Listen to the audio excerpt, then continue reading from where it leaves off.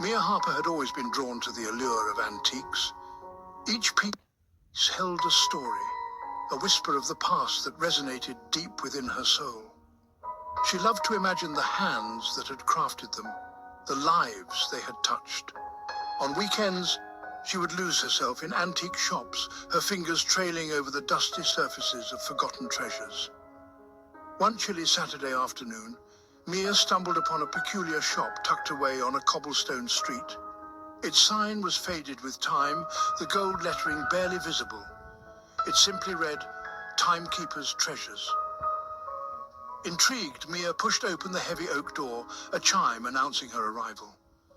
The air inside was thick with the scent of aged wood and the faint ticking of countless clocks. Shelves lined the walls, crammed with timepieces of all shapes and sizes. There were grandfather clocks that towered towards the ceiling, their pendulums swaying rhythmically. Delicate pocket watches rested on velvet cushions, their faces frozen in time. Mia wandered through the shop, captivated by the intricate mechanisms and the stories they held. She had never seen such a collection, each piece whispering tales of bygone eras. At the back of the shop, she noticed a grandfather clock that stood apart from the rest. Its dark wood gleamed under the dim lighting, and its face was adorned with intricate carvings that seemed to writhe and shift before her eyes. "Can I help you, my dear?" A voice startled her. Mia turned to find herself facing an elderly man. He emerged from the shadows, his eyes twinkling like the gears within his beloved clocks. "I was just admiring your collection," Mia replied, her gaze drawn back to the mysterious grandfather clock. "That one is particularly striking." The old man chuckled, his eyes crinkling at the corners. "Ah, yes, that's a special one, that is. It's not for sale, you see, but it holds a certain magic, some might say." He winked at her, his smile both playful and knowing. Mia felt a shiver run down her spine. The clockmaker's words sparked a curiosity within her, a longing to understand the secrets it held. "Magic?" she echoed, her voice barely a whisper. "Time, my dear, is not as linear as you might think," the clockmaker said, his voice dropping to a conspiratorial whisper. "That clock, it has a way of bending the rules, you see. It can take you back." Mia found herself standing before the grandfather clock, her hand resting on its cool, smooth surface. The clockmaker's words echoed in her mind. "Choose your destination wisely, for time is a fickle mistress." Taking a deep breath, Mia turned the key. The clock began to chime, each resonant clang seeming to reverberate through her very being.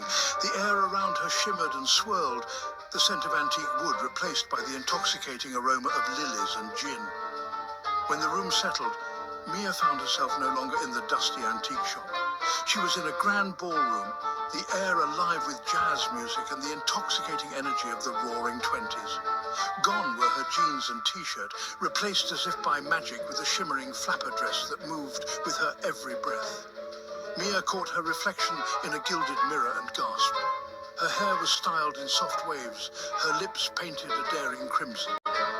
She looked like she belonged in this era, a feeling of rightness settling over her. As she moved through the throng of dancers, their laughter and conversation washing over her, Mia felt an exhilarating sense of freedom. She had always been fascinated by the 1920s, and now she was living it. It was during one intoxicating dance that she locked eyes with him. He was handsome, with piercing blue eyes that seemed to see right through her. His smile was both charming and a little dangerous, and Mia felt an instant connection. James, as she learned his name to be, was everything Mia had ever dreamed of. He was witty, charming, and passionate about life. They spent their days exploring hidden speakeasies, dancing the Charleston until dawn, and stealing kisses under the moonlight. For the first time in her life, Mia felt truly alive, her heart overflowing with a love she had never thought possible. But as the days turned into weeks, a nagging worry began to gnaw at the edges of her happiness. The clockmaker's warning echoed in her ears. Time is a fickle mistress. Mia knew she couldn't stay in the 1920s forever. She had a life in her own time, a life that seemed so distant and faded now, like a half-remembered dream. The thought of leaving James filled her with a bone-deep ache, but the pull of her own time was a force she couldn't ignore. Returning to her own time was like waking from a vivid dream. The colours seemed duller, the sounds muted, compared to the vibrancy of the 1920s. Mia found herself back in her own clothes, standing in the antique shop, the grandfather clock ticking steadily beside her. The familiar surroundings felt alien. The life she had once known now strangely empty. The memory of James, his laughter, the feel of his hand in hers haunted her every waking moment. Days turned into weeks, but Mia couldn't shake the feeling that a part of her was missing, lost in time. She tried to pick up the pieces of her old life, but it felt hollow without James. The clockmaker's shop beckoned her, the promise of a different life, a love that transcended time, proving too strong to resist. One rainy afternoon, Mia found herself back in the antique shop. The clockmaker greeted her with a knowing smile, as if he had been expecting her. "Have you made your choice, my dear?" he asked, his eyes twinkling with gentle amusement.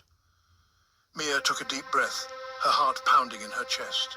She knew what she had to do. "Yes," she whispered, her voice trembling with emotion. "I choose him. I choose love."